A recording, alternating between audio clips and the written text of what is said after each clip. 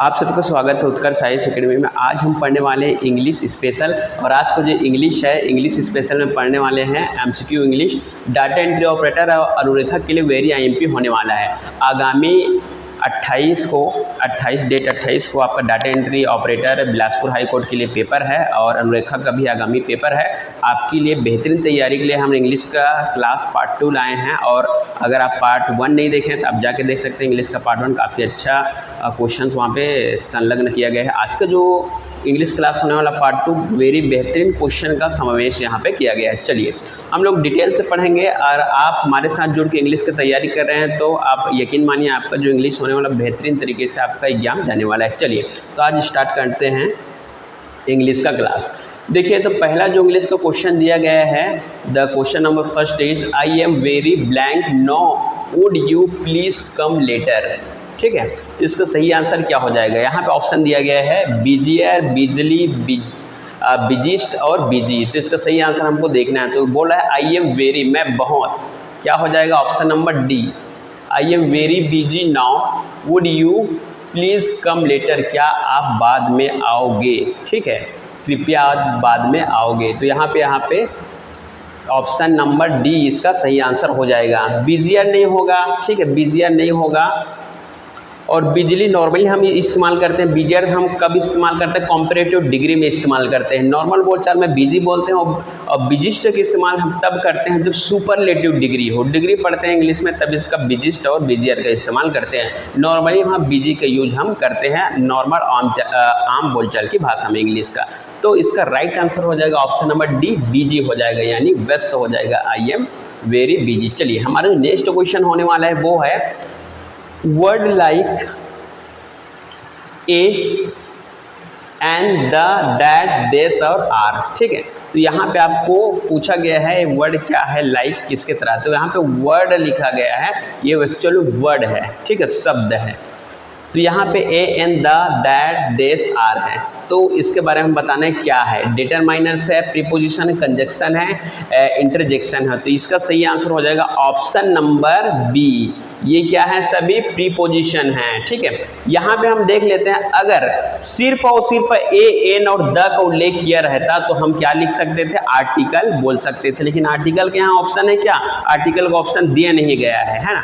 Normal preposition का option है जो इससे फिट बैठता है, ए एन द, दैट, देस, आर। इसका इस्तेमाल हम कहाँ करते हैं? प्रीपोजिशन में करते हैं। आर्टिकल रहता तो ए एन द हमारा आर्टिकल में आ जाता है, लेकिन इसके साथ साथ दैट, देस, आर भी है और ऑप्शन में सिर्फ प्रीपोजिशन है। ठीक है, तो प्रीपोजिशन इसका सही आंसर हो जाएगा।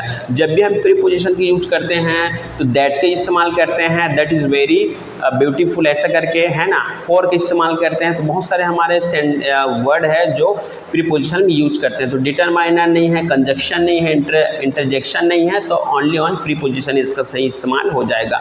दो शब्दों को जोड़ने के लिए इसका इस्तेमाल प्रीपोजिशन का किया जाता है। चलिए नेक्स्ट क्वेश्चन की ओर बढ़ते हैं। हमारा जो अगला क्वेश्चन होने वाला है, I only want blank little in my T. ठीक है, तो यहाँ पे बोला जा रहा है आई ओनली वॉन्ट, खाली स्थान दिया गया है, little in my T. Option है एंड, ए, फ्यू और द। तो आपको यहाँ पे बताना है क्या होगा। तो इसका सही आंसर क्या हो जाएगा? ऑप्शन नंबर बी जो है इसका सही आंसर हो जाएगा। ठीक है, जब भी हम लोग इंग्लिश पढ़ेंगे तो वहाँ पे तीन चीज़ पढ़े, लिटिल, अ लिटिल और द लिटिल। क्या क्या? लिटिल, अ लिटिल और द लिटिल हम पढ़े हैं। तो यहाँ पे इन जो है ऑप्शन है गलत हो जाएगा, ये जो है सही हो जाएगा। I only want a little in my T, ये सही आंसर हो जाएगा। फ्यू लिटिल भी नहीं हो जाएगा। फ्यू मतलब क्या होता है? थोड़ा। ठीक है, और फ्यू का इस्तेमाल हम कब करते हैं? काउंटेबल में करते हैं। यहाँ पे क्या दिया गया है? टी है, अनकाउंटेबल है। आप राइस है, ऑयल है, मिल्क और टी को कभी आप गिन नहीं सकते। टी मतलब चाय, उसको नहीं गिन सकते। तो ये नहीं होगा, ये भी द भी नहीं होगा। ऑप्शन नंबर ए हो जाएगा। ठीक है, अ लिटिल, अ लिटिल मतलब कोई एकदम नाक बराबर थोड़ा सा।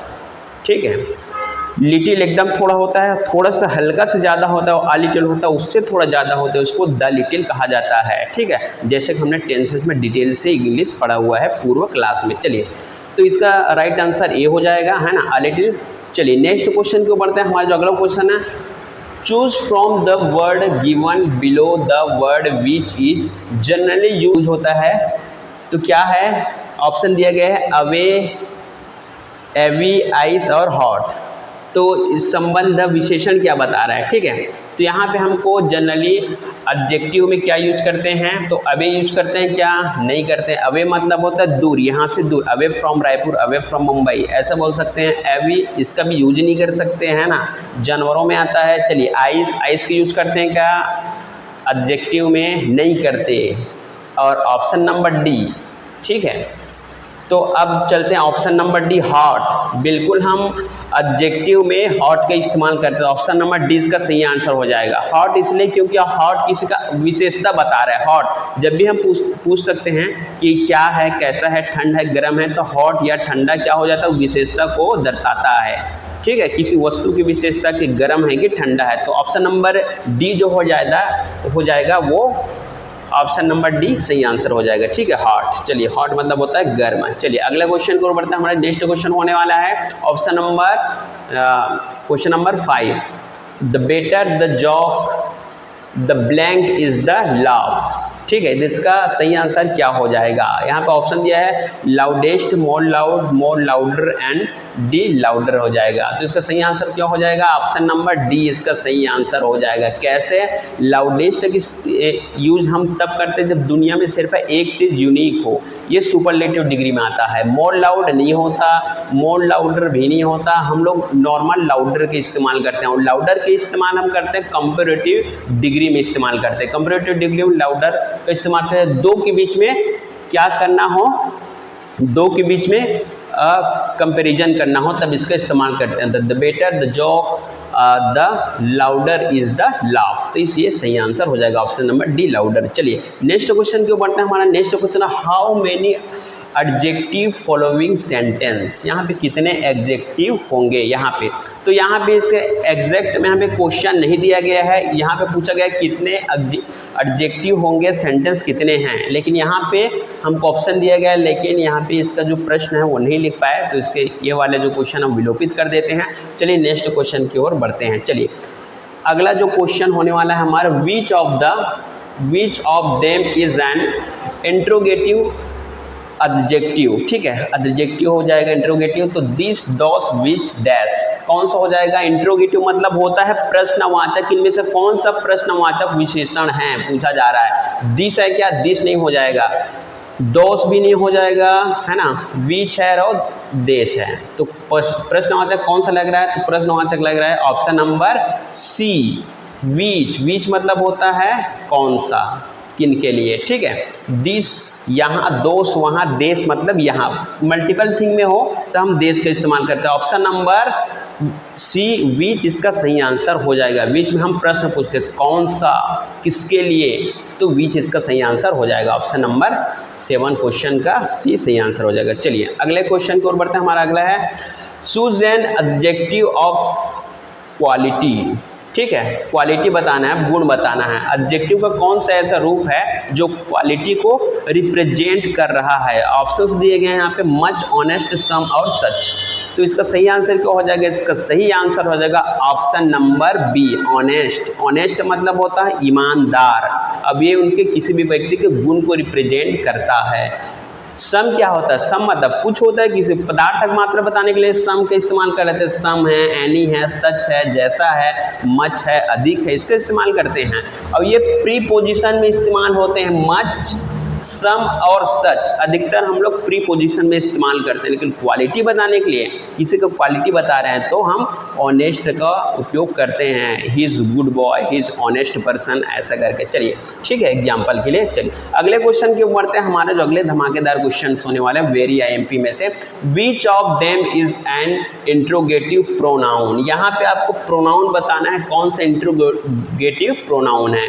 ऑप्शंस दिए गए हैं, दैट, माइन, हुस और दिस। तो कौन सा हो जाएगा, दैट हो जाएगा क्या, नहीं होगा, दैट तो फिट बैठेगा नहीं इंट्रोगेटिव प्रोनाउन में। माइन भी नहीं होगा, माइन मतलब होता है मेरा, ठीक है, ये सेकंड फॉर्म में हम यूज करते हैं, ठीक है, माई का माइन नेक्स्ट में। चलिए उसके बाद है दिस भी नहीं होगा, दिस मतलब यह है ना, जैसे हम होगा this is my pen, this is your book.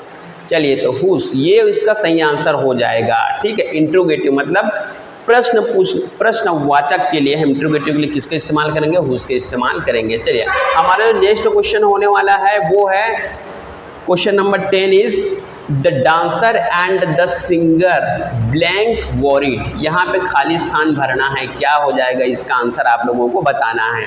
ठीक है, तो ऑप्शन दिया गया इज, आर, हैज, हैव। ठीक है, इसका करेक्ट आंसर क्या हो जाएगा, जिसमें समझते हैं इसका इस्तेमाल हम कब करते हैं, है ना, और आर का, हैज का, हैव का इस्तेमाल कब करते हैं ये हमको जानना है। तो सबसे पहले देख लेते हैं कि आंसर क्या हो जाएगा। इसका आंसर होगा ऑप्शन नंबर बी, आर हो जाएगा। ठीक है, क्यों हो जाएगा ये पहले बता देते। इसके इस्तेमाल हम सिंगल के लिए करते हैं। ठीक है, जैसे राधा इज, है ना, राम इज। आई के साथ हम लोग कभी इसका इस्तेमाल नहीं करते, एम का इस्तेमाल करते हैं। नेक्स्ट है आर, मल्टीपल पर्सन हो तब हम आर के इस्तेमाल करते हैं, यूज करते हैं। Dancer and singer are worried. ठीक है, दोनों क्या थे, चिंतित थे। ठीक, वॉरिड वॉरी मतलब क्या होता है, चिंता। वॉरिड अगर इसका थर्ड फॉर्म लग गया मतलब क्या हो जाएगा, चिंतित थे हो जाएगा। हैज़ का इस्तेमाल हम नहीं करेंगे।